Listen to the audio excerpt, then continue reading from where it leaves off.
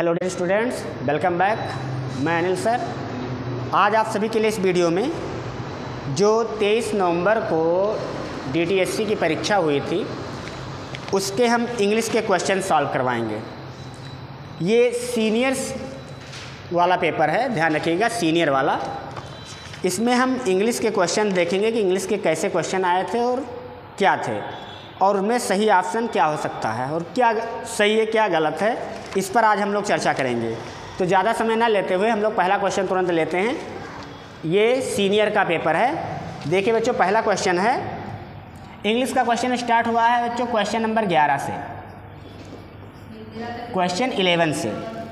Question है कि choose the correctly spelled word, मतलब यहाँ पे 4 वर्ड लिखे हैं, हम चारों वर्डों को लिख रहे हैं। ए नंबर पर है हमारा इक्विपमेंट, ए नंबर पर है EQUIPMANT,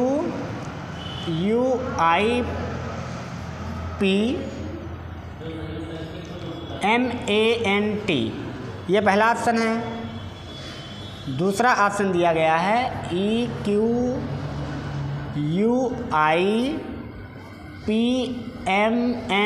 ये दूसरा ऑप्शन है। सी वाला है EQUIPMENT,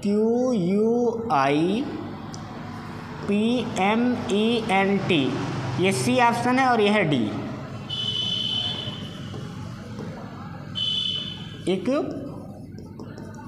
ये था हमारा 11वां क्वेश्चन।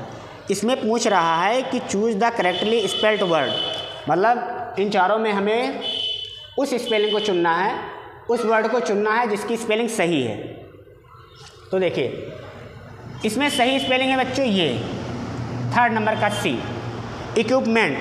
इक्विपमेंट मीन्स होता है बच्चों साजो सामान, साजो सामान, या इसका मतलब उपकरण भी होता है, उपकरण या सामान भी हम इसे कह सकते हैं। और जिसकी सही स्पेलिंग होती है EQUIPMENT,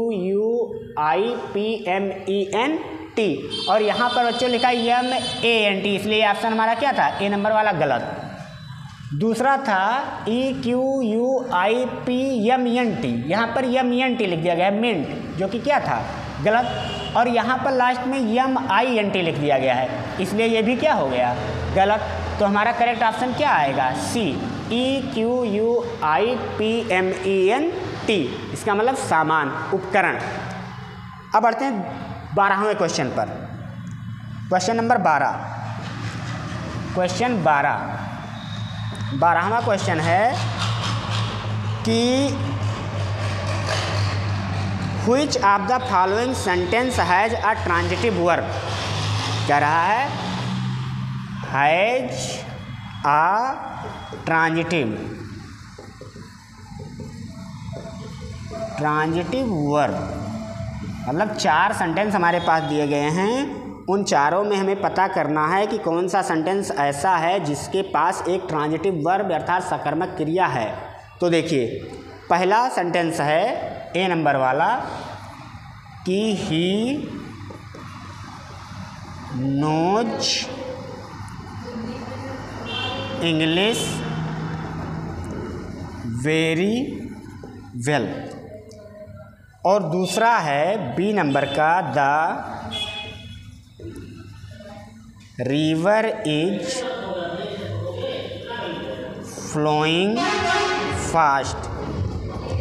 सी है हमारा, सी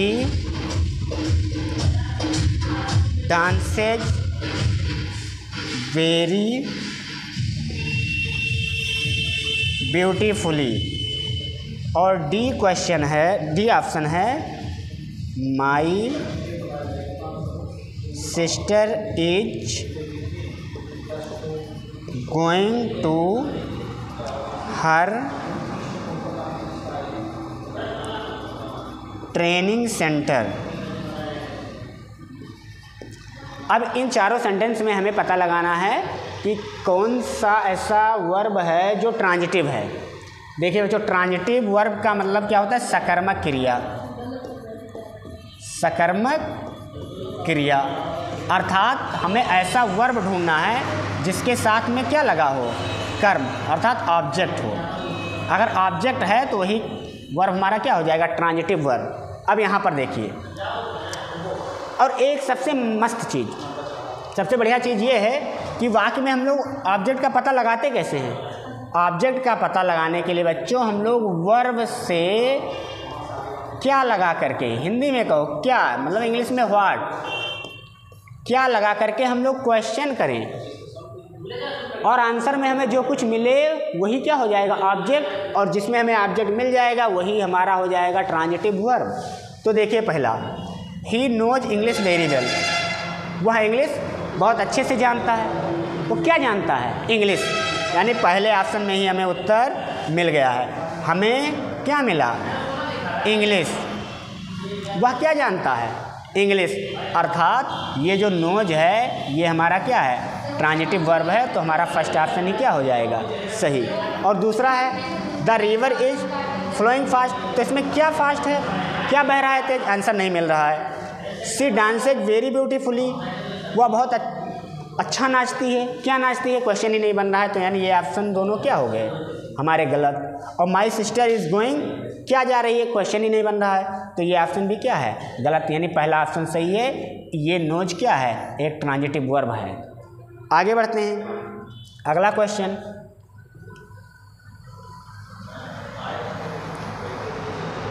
अगला क्वेश्चन है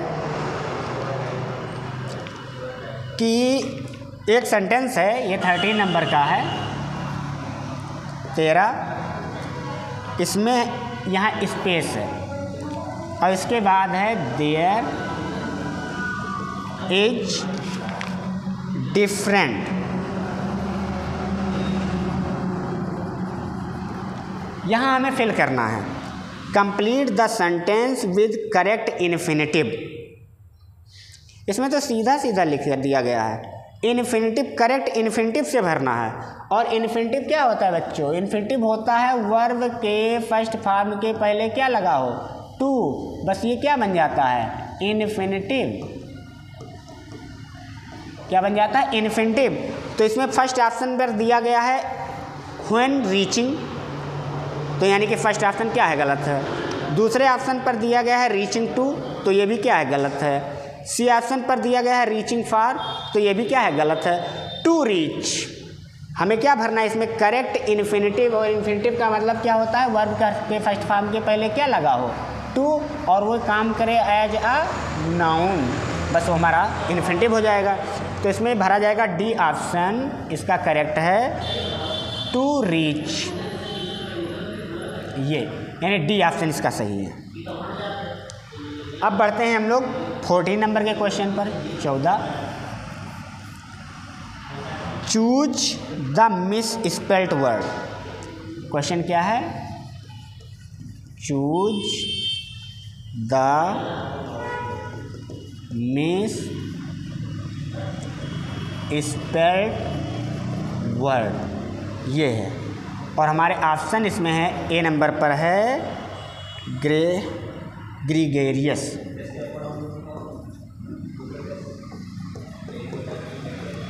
फर्स्ट ऑप्शन हो गया ए, बी है फैटलिस्ट, ये बी हो गया, और सी ऑप्शन है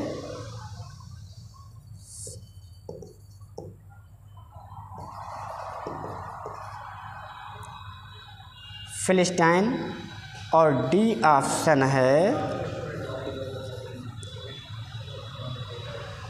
शेली पेसी। इसमें हमें पता करना है इन चारों स्पेलिंग्स में कि कौन सी स्पेलिंग इसमें क्या है, मिस स्पेल्ट है, अर्थात गलत है। तो पहला वाला स्पेलिंग देखें, तो पहला वाला देखें तो लिखा है GREGARIOUS, ग्रीगेरियस, ये सही है, क्योंकि बच्चों ग्रीगेरियस मीन्स होता है मिलनसार, क्या होता है, मिलनसार, या इसको हम लोग सामाजिक भी कह सकते हैं, सामाजिक। तो ये स्पेलिंग हमारी क्या है, सही है। दूसरा है फैटलिस्ट, फैटलिस्ट मीन्स होता है बच्चों भाग्यवादी, भाग्यवादी। और FATALIST ये भी स्पेलिंग सही है, मतलब ये दोनों सही है। और हमें पता करना है इन चारों में कि कौन गलत कौन है, तो ये दोनों ऑप्शन गलत है, मतलब ये हमारे नहीं हो सकते। सी ऑप्शन पर है फिलिस्टाइन। फिलिस्टाइन का मतलब होता है बच्चों संस्कारी, PHILISTINE ये भी सही है हमारा। डी, अब ये भी गलत है, ये भी गलत है, ये भी गलत है, तो यानी कि हमारा सही होगा क्या, ये CELEBACY, ये स्पेलिंग क्या है, गलत लिखा है। इसका सही स्पेलिंग होगा CELEBACY। क्या होगा, ये स्पेलिंग क्या होगी, करेक्ट। और यहाँ पर हमें पूछ रहा था क्वेश्चन में कि कौन सी स्पेलिंग क्या है, गलत, तो ये स्पेलिंग क्या लिखी है, गलत। इसका सही होगा ये। इसका मतलब होता है बच्चों अविवाहित, अविवाहित मतलब जो पूरी ज़िंदगी विवाह ही ना करे, जिसको कहा जाता है क्या, ब्रह्मचर्य, ये। और इसकी सही स्पेलिंग होगी CELEBACY। और यहाँ पर लिखा है क्या, YES, इसलिए ये क्या है, गलत, तो यानी कि ये हमारा क्या हो गया, सही। अब बढ़ते हैं अगले क्वेश्चन पर, 15। क्वेश्चन 15 क्वेश्चन है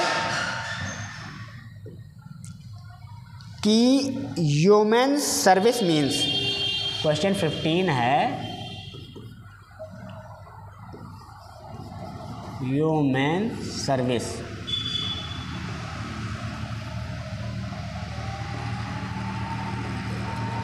सर्विस मीन्स, इसका मीन्स पूछा गया बच्चों, इसका अर्थ, कि इसका अर्थ क्या होगा। पहला है प्राइवेट वर्क, नहीं है, ये ऑप्शन गलत है पहला। बी माइनर वर्क, ये भी क्या है, रॉन्ग है। गवर्नमेंट वर्क, ये भी क्या है, गलत है। ह्यूमन्स वर्क मीन्स होता है बच्चों उत्तम कार्य, सुंदर कार्य, तो इसमें सुंदर कार्य की अंग्रेजी क्या है, डी ऑप्शन। डी ऑप्शन है एक्सीलेंट वर्क, एक्सीलेंट वर्क, ये डी ऑप्शन हमारा क्या है, सही है। अब बढ़ते हैं 16 क्वेश्चन पर, 16। क्वेश्चन नंबर 16 है कि choose the correct indirect narration of the following sentence.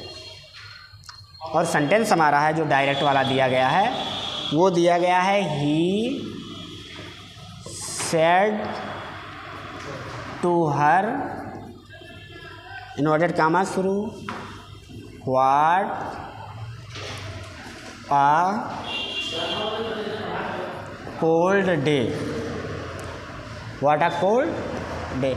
Exclamatory sentence है बच्चों, ये क्या है, एक्सक्लामेटरी सेंटेंस। इसके 4 इनडायरेक्ट भी बनाए गए हैं, तो हम डायरेक्ट इसका इनडायरेक्ट ही ना बना लें, बस जो हमारा बन जाए वही हमारा क्या हो जाए, करेक्ट हो जाए।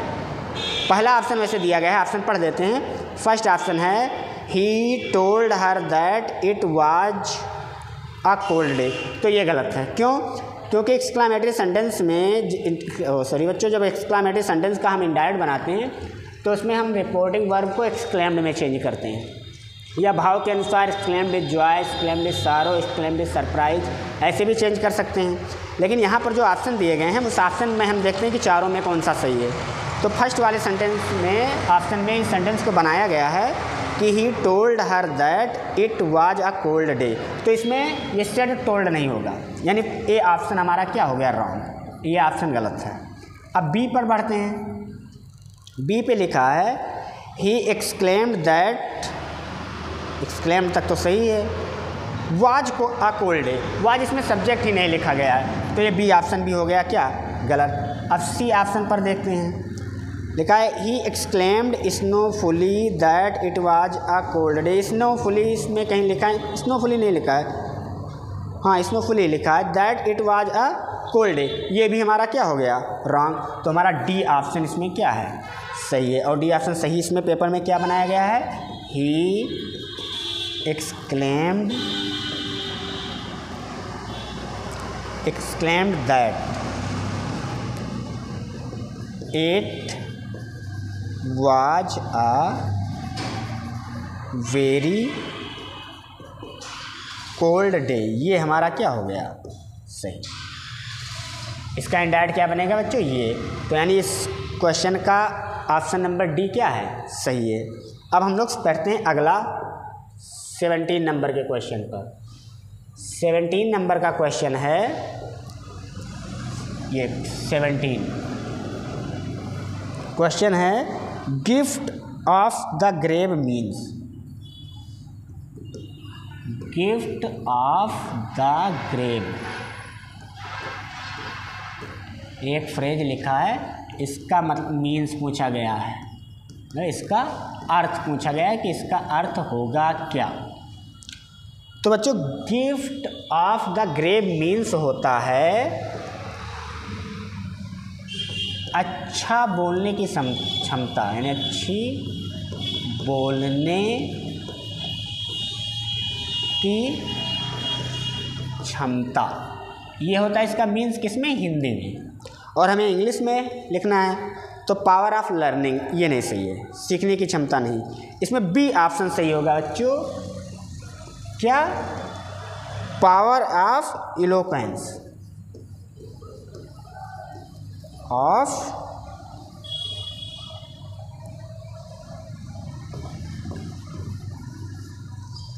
सी, ये सी है बच्चों, सी। ये ऑप्शन सही होगा क्योंकि इसका अर्थ क्या होगा, अच्छी बोलने की क्षमता। तो 17 वाले क्वेश्चन में ऑप्शन नंबर बी क्या है, करेक्ट है। अब बढ़ते हैं अगला, identify the clause of the underline part. ये सेंटेंस लिखते हैं, बढ़िया सेंटेंस है, बढ़िया क्वेश्चन है। 19 क्वेश्चन है कि ही केम इन व्हाइल आई वाज आउट। इसमें अंडरलाइन किया गया है व्हाइल से लेकर इतने तक, और इसी के बारे में पूछा गया है कि identify the clause of the underline part, यानी जो ये अंडरलाइन पार्ट है ये किस प्रकार का क्लॉज है, ये हमें पता करना है। और ऑप्शन ए में दिया गया है प्रिंसिपल क्लॉज, तो प्रिंसिपल क्लॉज ये है नहीं, क्यों, क्योंकि व्हाइल एक सबऑर्डिनेट कंजंक्शन है, तो और सबऑर्डिनेट कंजंक्शन से जुड़ा क्लॉज सबऑर्डिनेट क्लॉज होता है, तो प्रिंसिपल क्लॉज ये बिल्कुल नहीं है। बी ऑप्शन पर है नाउन क्लॉज। नाउन क्लॉज वाकई में नाउन की तरह कार्य करता है और ये नाउन का कार्य नहीं कर रहा है, इसलिए ये भी नहीं है। अब सी ऑप्शन पर देखें तो सी ऑप्शन पर लिखा गया है एडजेक्टिव क्लॉज। एडजेक्टिव क्लॉज शब्दों का वो समूह होता है जो एडजेक्टिव का कार्य करता है, और ये ना तो किसी नाउन की विशेषता बता रहा है, इस वाक्य में आए हुए प्रोनाउन की भी विशेषता नहीं बता रहा है, तो यानी ये एडजेक्टिव क्लॉज भी नहीं है। तब सही क्या है, ऑप्शन नंबर क्या, डी। ये किस प्रकार का क्लॉज है, adverb clause. Adverb clause, adverb clause वो क्लॉज होता है शब्दों का ऐसा समूह जो एडवर्ब का काम करे, अर्थात किसी वर्ब की क्या बताए, विशेषता बताए, तो इसे कहा जाता है एडवर्ब क्लॉज। और ये जो एडवर्ब क्लॉज है इस वाक्य में ये क्या है, जो ये लिखा है व्हाइल आई वाज आउट, जब मैं बाहर था, ये क्या बता रहा है, ये टाइम बता रहा है। इस यहाँ पर इस सेंटेंस में ये टाइम बताता है, जो ये क्लॉज लिखा है टाइम बताता है, व्हाइल ये टाइम बताता है, इसलिए ये क्या है, एडवर्ब क्लॉज है, एडवर्ब ऑफ टाइम वाला है। तो ही केम इन व्हाइल आई वाज आउट में ये जो व्हाइल आई वाज आउट ये था, ये किस प्रकार का क्लॉज है बच्चों, adverb clause. Option number D, option number D इसका क्या है, सही है। अब हम आते हैं 19 क्वेश्चन नंबर 19 पर। 19 है चूज द करेक्ट सेंटेंस। इसमें चारों ऑप्शन लिखना पड़ेगा, तो चारों ऑप्शन लिख लेते हैं, थोड़ा समझने में भी क्या होगा, आसानी होगा। तो ये 19 है, ऑप्शन नंबर ए पर लिखा है Geeta asked me. Geeta asked me where I lived, where I lived ये था फर्स्ट वाला। और बी ऑप्शन पर है Geeta asked to me, sorry Geeta GEET Geeta asked to me where I lived, where I lived ये था बी। सी ऑप्शन पर है Geeta asked me, Geeta asked me where did I live, where did I live. और D और अंतिम option है Geeta asked me, Geeta asked me where do you live, where do you live, ये option number 4 था। अब इसमें हमें पता करना है कि कौन सा करेक्ट है। Choose the correct sentence. चारों में कोई 3 रॉन्ग है, कोई एक सही है, तो हमें पता करना है कि सही वाला कौन है। तो देखते हैं, नीचे से इसमें स्टार्ट करते हैं। लिखा है गीता आस्क्ड मी, गीता ने मुझसे पूछा, कहा, इतना तो सही है। वेयर ये भी सही है, ये रॉन्ग हो गया, क्योंकि जब ये प्रेजेंट में है, पास्ट में है, तो इधर का पास्ट में होना चाहिए। और वैसे भी इंट्रोगेटिव सेंटेंस का जब इनडायरेक्ट बनाते हैं तो इनडायरेक्ट में उसे असर्टिव सेंटेंस में क्या कर दिया जाता है, चेंज कर दिया जाता है। और टेंस भी उसका क्या कर दिया जाता है, चेंज कर दिया जाता है।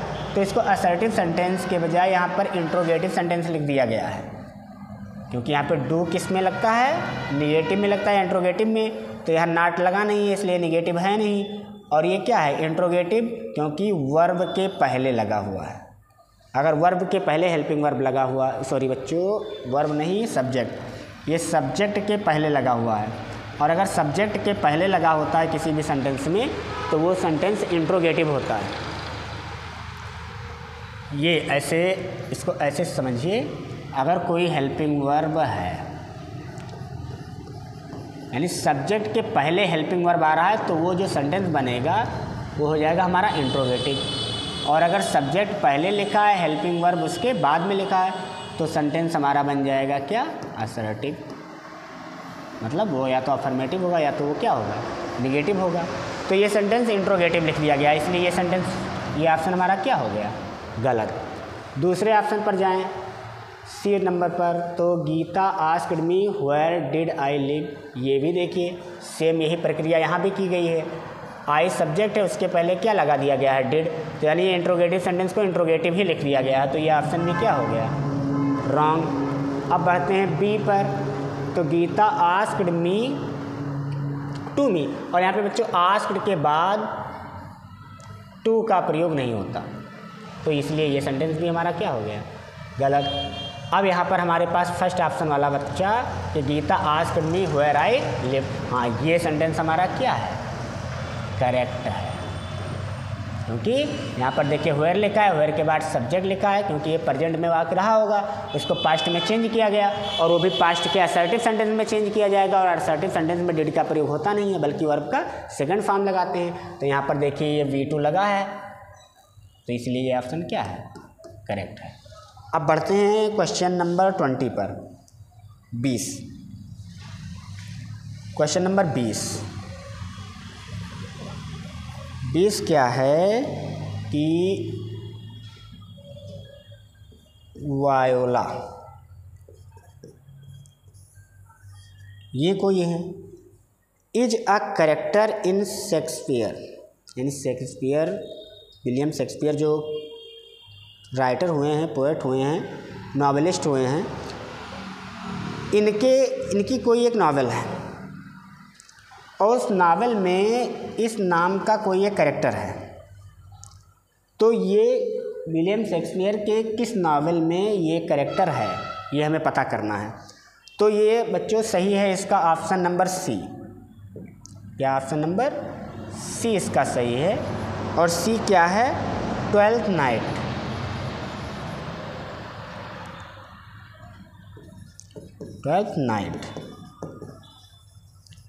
ये विलियम शेक्सपियर जी का एक नावल है, और उसी नावल में वायोला नाम के क्या है, एक कैरेक्टर है।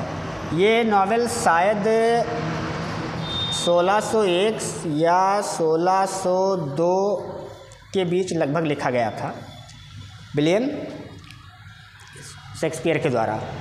तो ये जो वायोला है ये 12th नाइट जो बुक है उसी का ये क्या है, एक कैरेक्टर है।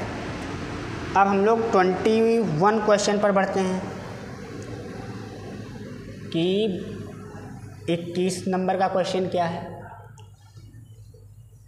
तो 21 नंबर का क्वेश्चन है बच्चों हमारा कि क्वेश्चन लिख देते हैं ज़्यादा बेहतर समझने के लिए। 21 कि लिखा है वी वर सरप्राइज्ड।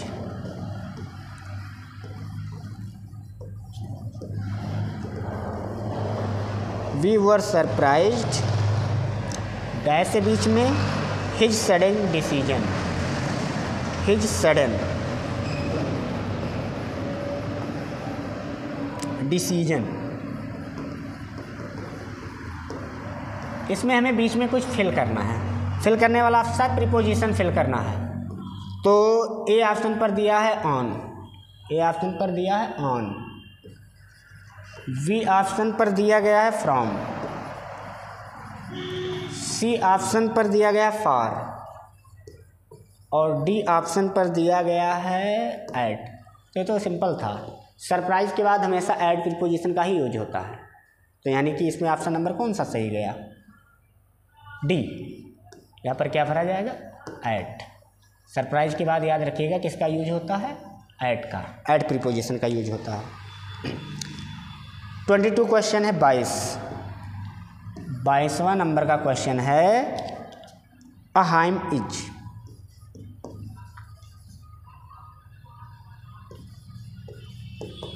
मतलब ये क्या है। ऑप्शन में दिया गया है a poem of joy, a poem of lament, a church song, या डी ऑप्शन है अ पोएम ऑफ प्रेज। इसमें पता करना है हाइम है क्या, अ पोएम ऑफ जॉय है, अ पोएम ऑफ हेमलेट है, या अ चर्च सॉन्ग है। सॉरी हेमलेट नहीं, लेमेंट लिखा हुआ है। और डी ऑप्शन है अ पोएम ऑफ प्रेज। इन चारों में क्या है, तो ये बच्चों है हमारा डी ऑप्शन वाला, अ पोएम ऑफ प्रेज। ये है क्यों, क्योंकि ये हाइम इस प्रकार का पोएम होता है जो ईश्वर की स्तुति में जो गीत गाया जाता है उसी को क्या कहते हैं, हाइम कहते हैं। मतलब ईश्वर के लिए, किसी की प्रशंसा करने के लिए। तो ये हाइम क्या है, अ पोएम ऑफ प्रेज। अब बढ़ते हैं अगले 23वें नंबर के क्वेश्चन पर। 23वां क्वेश्चन है कि पहले सेंटेंस लिख लें, बहुत बढ़िया क्वेश्चन है। 23 ही पास्ड अ स्लीपलेस नाइट।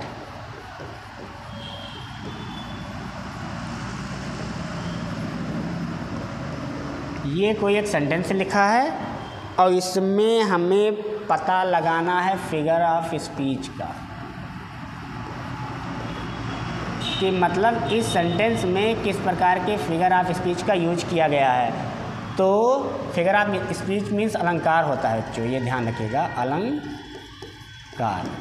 ये हमें पता करना है कि इसमें ही पास्ड अ स्लीपलेस नाइट, इसमें किस फिगर ऑफ स्पीच का यूज किया गया है। तो फर्स्ट ऑप्शन पर है पर्सोनिफिकेशन, ये तो मानवीकरण अलंकार हो गया, ये नहीं सही है। मेटाफर, ये रूपक अलंकार, ये भी नहीं सही है। पंचुएशन, ये भी नहीं है। इसमें ऑप्शन नंबर है सी। सी है ट्रांसफर्ड, जो ऑप्शन पर लिखा गया है ट्रांसफर्ड।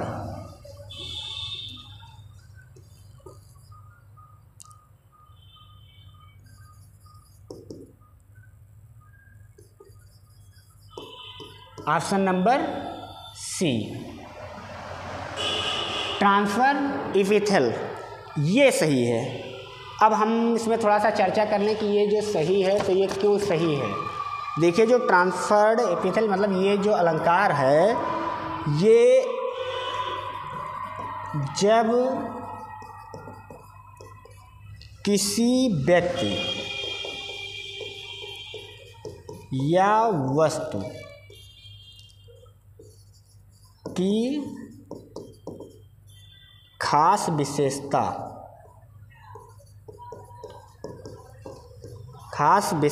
बताने के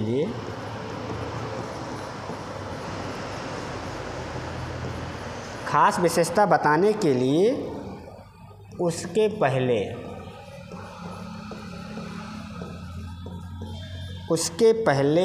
एक विशेषण अर्थात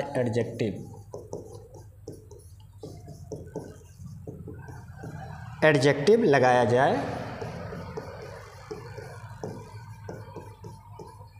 लगाई जाए तब उसे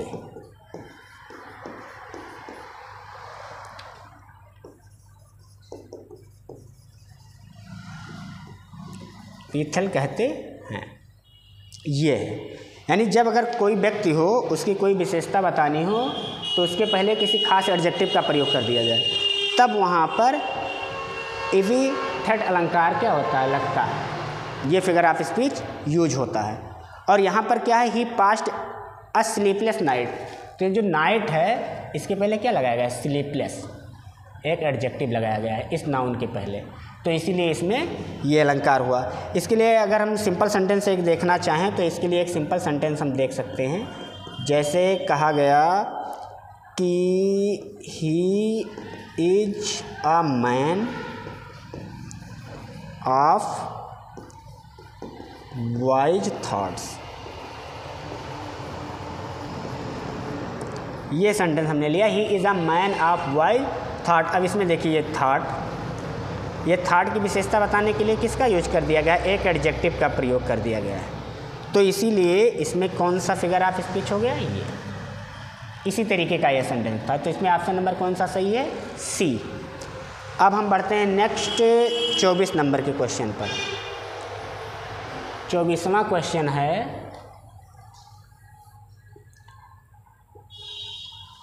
कि in which of the following is plural, यानी ABCD 4 वर्ड दिए गए हैं, इसमें हमें पता करना है कि प्लूरल कौन सा है।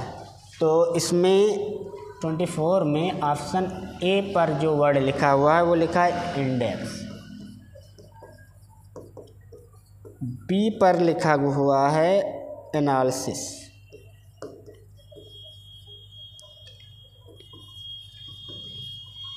सी पर जो वर्ड लिखा हुआ है वो लिखा है क्राइसिस, और डी पर जो वर्ड लिखा है वो लिखा है क्राइटेरिया।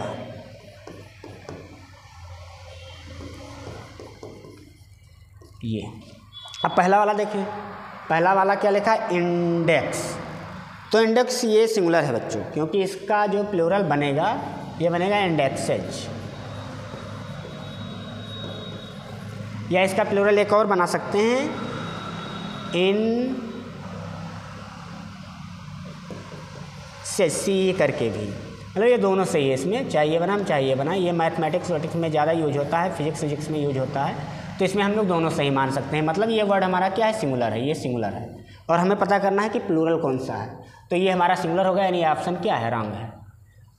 दूसरा एनालिसिस, तो ये भी हमारा सिंगुलर है। क्यों? क्योंकि इसका जो प्लूरल बनता है वो बनता है बच्चों एनालिज, तो इसका जो प्लूरल स्पेलिंग हो जाएगा वो हो जाएगा ये, मतलब ये क्या है, ये सिंगुलर है, तो ये भी क्या है, गलत है। अब डी पर है क्राइसिस, हाँ ये स्पेलिंग लिखा तो है, ये भी हमारा क्या है, सिंगुलर है, क्योंकि इसका प्लूरल जो बनेगा वो ES हो जाएगा, तो ये क्या है, सिंगुलर है। तो अब एक ही ऑप्शन बचा, तो अर्थात यही हमारा क्या है, सही है, ये क्या है, प्लूरल है। और इसका जो सिंगुलर बनेगा बच्चों, सिंगुलर स्पेलिंग होगी इसका क्राइटेरियन, CRITERION, ये इसका क्या होगा? ये है सिंगुलर, ये होगा सिंगुलर, अर्थात ये क्या है? प्लूरल।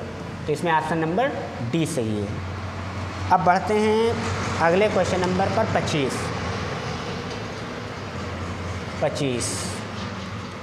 25वां क्वेश्चन है। ये तो बहुत मस्त क्वेश्चन है। 25वां, a room for the display of works of art is, ऐसा रूम जिसमें आर्ट को पूरा डिस्प्ले किया जाता है।